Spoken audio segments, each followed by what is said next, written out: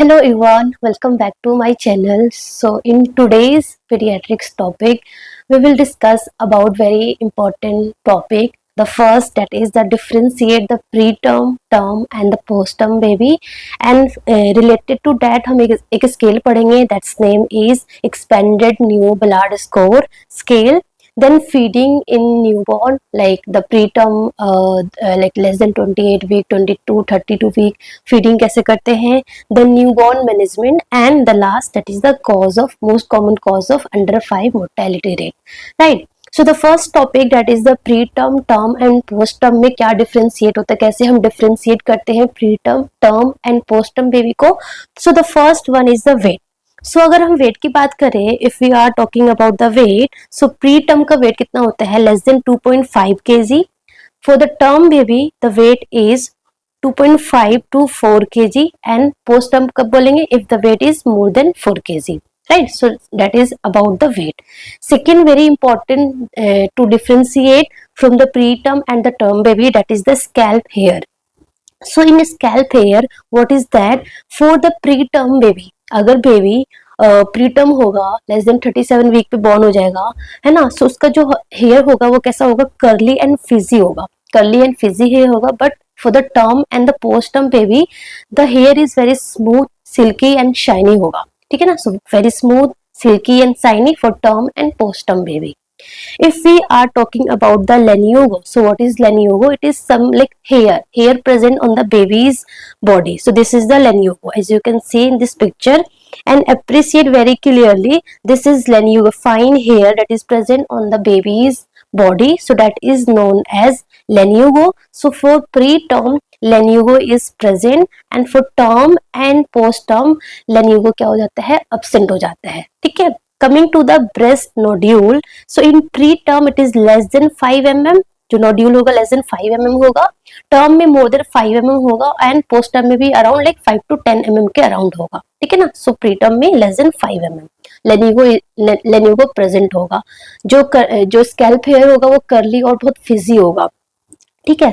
Coming to very important, that is plantar creases. It is not palmar creases, it is plantar creases. So plantar creases कैसा होगा, बहुत फेंट red marks होगा, बहुत अच्छे से क्लियरली विजिबल नहीं होगा, है ना. You can see in this picture, it is term, आपको प्रॉपरली आपको ये जो क्रीजेस है दिख रहे हैं, इसमें बहुत फेंट होगा, प्रॉपरली आपको विजिबल नहीं होगा. So that is the planter creases, जो है वो बहुत फेंट एंड रेड मार्क्स होगा. बट इन टर्म में आपको क्रीजेस क्या होगा, प्रेजेंट होगा, पोस्ट टर्म में भी बहुत अच्छे से प्रेजेंट होगा, ठीक है. Then next one is a skin. So skin, pre term का जो स्किन होता है ना, बहुत पिंकिश होगा, है ना, ट्रांसपेरेंट एंड लूज होगा. स्किन जो होगा, स्किन वैसे ट्रांसपेरेंट एंड लूज होगा. टर्म बेबी में थोड़ा सा ट्रांसलुकेंट होगा, एंड पोस्ट टर्म का जो बेबी का जो स्किन है वो बहुत ड्राई, लूज, पीलिंग स्किन होगा, वेरी इंपॉर्टेंट, पीलिंग स्किन होगा, ठीक है. So that is important. Coming to the next one, that is the genitalia, very very important.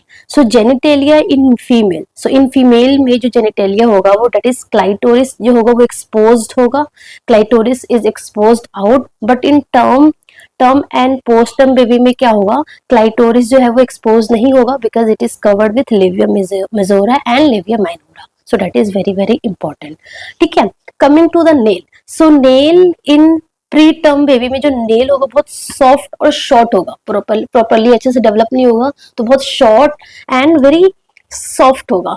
But in term and like term में like normal होगा, but इन जो post term baby होते हैं उसका जो नेल्स होता है वो बहुत लॉन्ग होता है, सो लॉन्ग नेल्स होता है. Coming to genitalia male, genitalia female में क्लाइटोरिस एक्सपोज्ड आउट होता है, it is not covered with labia majora and labia minora.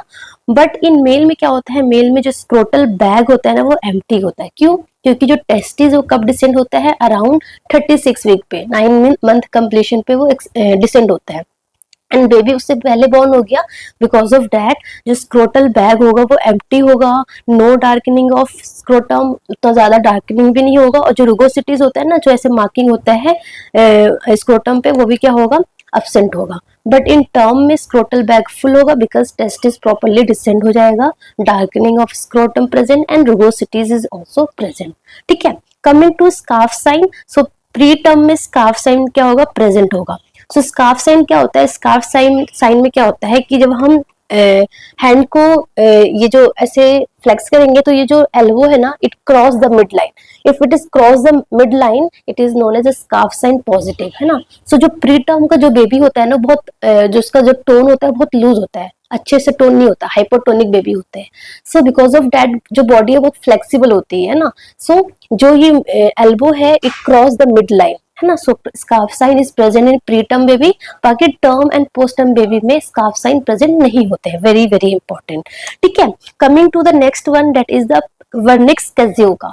So vernix caseosa is something like cheesy, है ना। See this is, so white is cheesy like appearance, cheesy like ऐसे body पे ऐसे whitish चीजी सा substance होता है जो कि प्री टर्म में आपको बहुत अच्छे से दिखेगा, है ना, बहुत अबंडेंटली ये प्रेजेंट होगा, बट इन टर्म बेबी में बहुत लिटिल होगा या फिर एब्सेंट होगा, और पोस्ट टर्म में तो बिल्कुल ही एब्सेंट होगा। So that is very very important, this scarf sign is very very important. Vernix caseosa किसमें प्रेजेंट होता है ना। दिस लेनियोगो कहाँ प्रेजेंट होता है, इससे बहुत बार एग्जाम में एमसीक्यू आया है।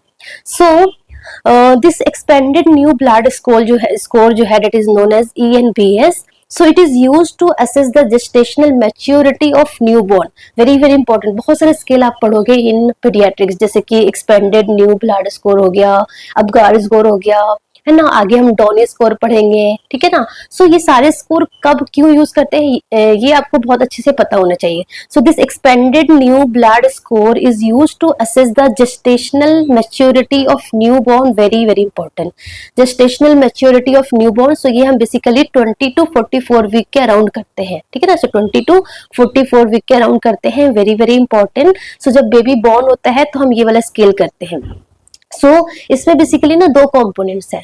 First one is neuromuscular maturity हम चेक करते हैं, सेकंड हम फिजिकल मैच्योरिटी चेक करते हैं। सो दो स्केल है, gestational expanded new blood score having two components, that is the neuromuscular maturity check करते हैं, एंड दूसरा हम फिजिकल मैच्योरिटी चेक करते हैं। तो जो जो साइन हमने अभी तक पढ़ा ना वही सारे इसमें इंक्लूडेड है, ठीक है ना। सो न्यूरोमस्कुलर मैच्योरिटी में 6 टोटल कंपोनेंट्स हैं। इसमें फर्स्ट हमारा है पोस्चर, सेकंड है स्क्वायर विंडो, थर्ड हमारा है आर्म रिकॉइल, 4 हमारा है पॉप्युलेटियल एंगल, 5 है स्कार्फ साइन, एंड 6 हमारा है heel to ear. Very very important. So posture क्या होगा, एक्सटेंडेड, मतलब जो प्रीटर्म बेबी होते हैं ना उसका पोस्चर कैसा होगा, एक्सटेंडेड होगा, पूरा ऐसे फ्लॉपी होगा, है ना, एक्सटेंडेड होगा, क्योंकि मसल टोन है ही नहीं बेबी में, तो पूरा ऐसे एक्सटेंडेड होगा, है ना। एंड फॉर टर्म बेबी जो पोस्चर होगा वो क्या होगा, फ्लेक्स होगा, क्योंकि मसल टोन है तो प्रॉपर्ली वो फ्लेक्स आएंगे, है ना, फ्लेक्स होगा। फर्स्ट हो गया। सेकेंड हमारा है स्क्वायर विंडो, जिसको हम रिस्ट बोलते हैं। सो रिस्ट मतलब क्या है कि मैंने क्या बताया कि जो प्रीटर्म बेबी है वो क्या है, उनका पूरा हाइपोटोनिक है, बहुत फ्लेक्सिबल है, सो वो प्रॉपर्ली फ्लेक्स हो जाएगा। तो दिस इज ये रिस्ट हमारा फ्लेक्स हो रहा है। सो जितना ज्यादा स्मॉल एंगल होगा, जितना ज्यादा स्मॉल एंगल होगा उतना क्या होगा, मैच्योरिटी होगी। सो ये मैंने आपको ये पिक्चर्स यहाँ पे रखा है। सो देखो, मोर देन 90 होगा तो minus score 0, then 60 degree, 45 degree, 30 degree, 0 degree, है ना। सो जैसे जैसे स्कोर बढ़ता रहता है मैच्योरिटी उतनी ज्यादा बढ़ती रहती है। So this is the wrist. Third हमारा है आर्म रिकॉइल, तो एक्सटेंडेड किया एंड देन फ्लेक्स कर जाएगा, सो that is the arm recoil, है ना। सो एक्सटेंडेड करके वापस से प्रॉपरली फ्लेक्स कर जाएगा, मतलब कि मैच्योरिटी क्या है, अच्छी है। फोर्थ हमारा है पोप्युलेटियल एंगल, सो मतलब कि कितना जो लेग है वो कितना एक्सटेंड हो पा रहा है ना, अगेंस्ट द रेजिस्टेंस कितने अच्छे से एक्सटेंड हो रहा है। So that is the popliteal angle. तो जितना ज्यादा अगर एंगल होगा उतना मैच्योरिटी क्या होगी, कम होगी, क्योंकि इतना ज्यादा एक्सटेंडेड हो जाएगा। जितना कम एंगल होगा उतना कम एक्सटेंडेड होगा, तो उसकी मैच्योरिटी उतनी ज्यादा होगी, ठीक है। Coming to the scarf sign, already मैंने बता दिया स्कार्फ साइन। एंड सिक्स्थ है हील टू ईयर। सो जो बेबी का जो हील है वो ईयर को टच करेगा, है ना। सी दिस वन, हील जो है ईयर को टच कर जाएगा। तो जितना ज्यादा अगर प्रीटर्म बेबी होगा अच्छे से ईयर जो हील है वो ईयर को टच कर जाएगा, जितना बेबी टर्म होगा जो हील है वो ईयर को टच नहीं करेगा। So that is the heel to ear. So these are the 6 component of neuromuscular maturity. Then physical maturity. So physical maturity में स्किन है, जो कि हमने पढ़ा कि प्रीटर्म का स्किन कैसा होता है, ट्रांसपेरेंट होता है ना। सी ट्रांसपेरेंट होता है। स्किन जो है वो ट्रांसपेरेंट होता है, लूज होता है, एंड जो टर्म बेबी का ट्रांसलूकेंट होता है, एंड जैसे जैसे डेज होता रहता है पोस्ट टर्म में बेबी का स्किन कैसा हो जाता है, ड्राई हो जाता है, पीलिंग होता है ना। सो दैट इज द स्किन हो गया। देन प्लेंटर क्रीजेस, जो प्री टर्म के जो बेबी होते हैं, जो प्लेंटर क्रीजेस बहुत एब्सेंट होता है, बहुत कम होता है, एंड जैसे जैसे टर्म होता है जो क्रीजेस है वो प्रोमिनेंट होता है, ठीक है ना। ब्रेस्ट नोड्यूल बता दिया, लेस देन 5 mm होगा तो pre term, more than 5 mm होगा तो term and post term. Then eye and ear development, so like pre term का जो बेबीज का जो आई है प्रॉपर्ली क्या होता है, क्लोज्ड होता है, ईयर लिड जो है वो क्लोज्ड होता है, एंड जो कार्टिलेज है वो बहुत सॉफ्ट होता है, पिन्ना जो बहुत सॉफ्ट होता है, ठीक है। Then genitalia male and female हमने बता दिया आपको।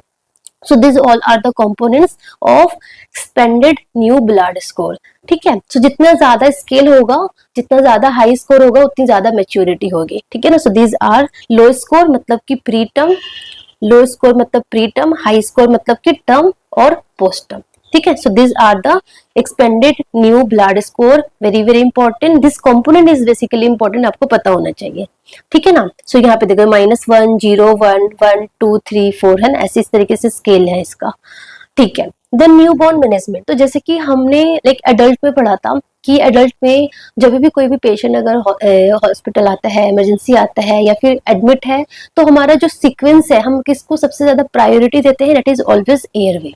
एयरवे को हम सबसे ज्यादा प्रायोरिटी देते हैं, then breathing, then circulation, disability, exposure. But in new born जो airway is not that much important than temperature. So new born में सबसे ज्यादा इंपॉर्टेंस हम किसको देते हैं, टेम्परेचर को। क्योंकि न्यूनेटल हाइपोथर्मिया बहुत कॉमन होता है, एंड न्यूनेटल हाइपोथर्मिया को हमें प्रिवेंट करने के लिए सबसे पहले हम बेबी का क्या करते हैं, टेम्परेचर मैनेज करते हैं। टेम्परेचर के बाद of course airway, breathing, circulation, disability and then exposure आएगा। सो ये टर्म मुझे बेसिकली आपको बताना था कि इन न्यूबॉर्न मैनेजमेंट जो रूल होता है वो क्या होता है, TABCDE होता है, ABCDE नहीं होता है। एडल्ट में हमारा ABCDE होता है, बट इन न्यूबॉर्न में TABCDE होता है, ठीक है। So very very important. And neonatal hypothermia I have already covered, so आप मेरे पीडियाट्रिक्स नर्सिंग के प्लेलिस्ट में जाओगे, आपको न्यूनेटल हाइपोथर्मिया मिल जाएगा, and this topic is very very important, ठीक है ना। Coming to the causes of under 5 mortality, very very important. So causes of under 5 mortality बोलो या फिर न्यूनेटल मोर्टेलिटी बोलो, है ना, न्यूनेटल मोर्टेलिटी रेट बोलो, हमेशा always the prematurity due to the complication of pre maturity, like respiratory distress syndrome होगा, है ना। सो बिकॉज ऑफ दैट सबसे ज्यादा डेथ होती है। So cause of under 5 mortality rate या फिर न्यूनेटल मोर्टेलिटी रेट क्या है, that is the complication of pre maturity. So pre term की डेथ सबसे ज्यादा होती है। Then coming to like pneumonia, then neonatal infection, then diarrhoea, but asphyxia and so on, ठीक है ना। बट मोस्ट कॉमनली क्या है, complication of pre maturity, very important. Coming to the एक रिफ्लेक्स है, that is known as Babinski reflex. So Babinski reflex में क्या होता है कि हम this is the sole. So sole को आप किसी भी लाइक पेन से भी आपने या फिर कुछ की से आपने जब आपने ऐसे किया तो क्या होगा, अगर एडल्ट होंगे तो क्या होगा, एडल्ट होंगे तो फ्लेक्सर प्लेंटर रिस्पॉन्स होगा, फ्लेक्स होगा, this is the flexor, this is the flexor planter response, and this is the extensor plantar response. So this is a flexor plantar response, this is normal in adult, normal in adult, and this is the extensor plantar response, this is normal in कहाँ, newborn में। सो newborn में ये normal होता है extensor, और flexor adult में normal होता है। अगर एडल्ट में अगर ऐसे होगा एक्सटेंसर होगा तो वो एबनॉर्मल होता है, ठीक है ना। सो न्यूबॉर्न में एक्सटेंसर नॉर्मल होता है, कब तक नॉर्मल रहता है, till infant period, till 1 year तक, टिल 1 ईयर तक एक्सटेंसर प्लेंटर रिस्पॉन्स आपको दिखेगा ऑन जब आप ऐसे स्ट्रोक करोगे तो, ठीक है ना। दिस इज वेरी इंपॉर्टेंट, जब आप इस तरीके से स्ट्रोक करोगे तो you will see extensor plantar response. So this is known as Babinski reflex, Babinski response, ठीक है, this is important. Then coming to the normal, हाँ one very important thing I wanted to tell you that कि जो हमारे newborn होते हैं ना, newborn के प्यूपिल को डायलेट करना इज वेरी डिफिकल्ट, क्योंकि जो उनके जो डायलेटेड मसल्स होते हैं ना बहुत वीक होता है ना। सो बिकॉज ऑफ दैट जो न्यूबॉर्न की जो प्यूपिल्स होता है वो यूजुअली कैसे होती है, कंस्ट्रिक्टेड होती है। आप इवन उसमें टोपिकामाइड डालोगे, बार बार डालोगे, तब जाके उनका डायलेट होता है, and it is very difficult to dilate the newborns pupil, है ना। So because so usually it is constricted रहती है ना, so usually it is constricted, very very important. Then coming to the feeding, so feeding की अगर हम बात करें, अगर बेबी लेस देन 28 वीक का होगा, लेस देन 28 वीक और 1 kg का होगा, तो आप कैसे फीड दोगे? एनजी फीड दोगे या फिर ब्रेस्ट फीड दोगे या फिर पैलेडाई फीडिंग दोगे? This is very very important. So let's suppose आपके एग्जाम में क्वेश्चन आता है कि एक बेबी है जो 28 वीक पर बॉर्न हुआ है, तो आप कैसे फीड दोगे? So it is IV fluid देते हैं. हम कोई भी फीड नहीं देते, क्योंकि जो सकिंग रिफ्लेक्स है, स्वेलोइंग रिफ्लेक्स है, वो मैच्योर नहीं होता है, तो बेबी एस्पिरेट कर सकता है, ठीक है ना. सो हम लेस देन 28 वीक बेबी को, 1 kg बेबी को, क्योंकि बहुत लाइक क्रिटिकल बेबी है ना, तो आप आरटी फीड भी नहीं दे सकते हो, you have to give IV fluid, ठीक है ना. कमिंग टू 28 टू 32 वीक, यहाँ पे भी अभी तक बेबी का जो सकिंग रिफ्लेक्स है ना, वो इतना मैच्योर नहीं हुआ है, तो हम उनको ओरल फीड नहीं देंगे, हम क्या देंगे? एनजी फीड देंगे, जो गैस्ट्रिक फीड देंगे. So 28 to 32 week NG feed. Then 32 से 34 वीक पे अब क्या हुआ कि सकिंग रिफ्लेक्स जो है, स्वेलोइंग जो है, वो आ गया है बेबी के अंदर, तो हम पैलेडे फीडिंग देंगे. This is the paladai and this is the paladai feeding दे सकते हैं. एंड देन आफ्टर 34 वीक हम ब्रेस्ट फीड दे सकते हैं, क्योंकि यहाँ पर बेबी जो है वो स्पॉन्टेनियसली ब्रेथ भी कर सकता है और सक भी कर सकता है. तो सकिंग एंड ब्रीदिंग जो है वो स्पॉन्टेनियसली कर सकता है, एंड बिकॉज ऑफ दैट हम आफ्टर 34 वीक हम ब्रेस्ट फीड कंटिन्यू करते हैं. सो इट इज लाइक कि ब्रेस्ट फीडिंग, अगर बेबी 32 से 34 वीक है तो हम ब्रेस्ट फीड नहीं कर सकते, बिकॉज बेबी एस्पिरेट कर सकता है, क्योंकि दोनों चीजों को वो साथ में लाइक कोहेरेंस नहीं कर पाएगा. सो दैट इज इम्पोर्टेंट, ठीक है ना. सो दिस इज अबाउट फीडिंग, ठीक है. सो ये हमारा आज का टॉपिक था, फीडिंग एंड दिस रिफ्लेक्स आपको पता होना चाहिए, and very very important this expanded new blood score and pre term, term and post term में क्या क्या डिफरेंशिएट, कैसे हम डिफरेंशिएट करते हैं pre term, term and post term baby को. Okay, so that's all about today. Thank you so much. All the best.